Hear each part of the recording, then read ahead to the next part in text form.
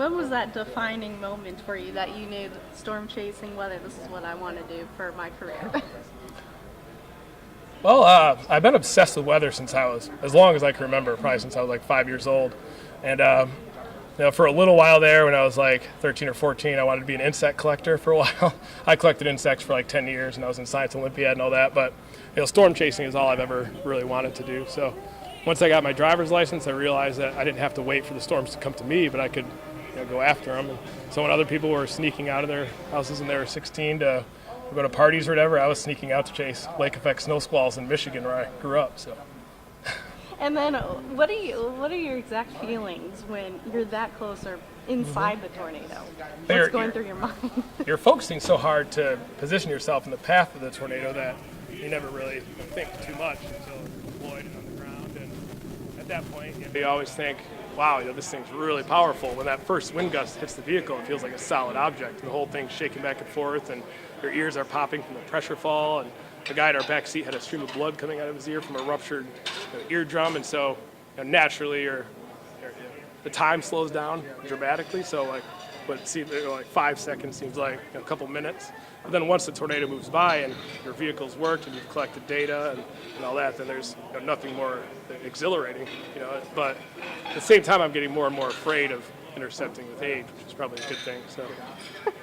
And then how old were you when you chased your first tornado?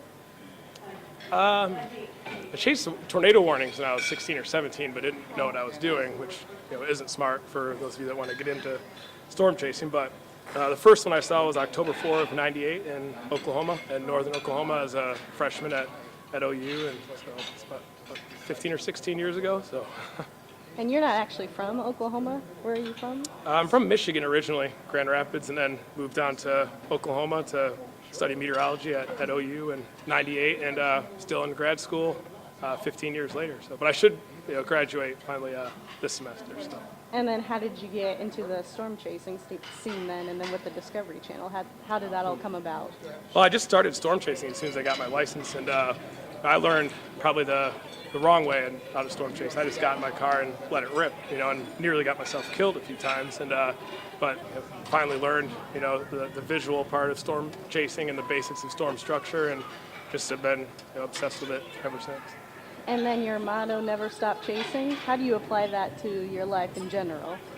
Well, I think it applies to much more than just storm chasing.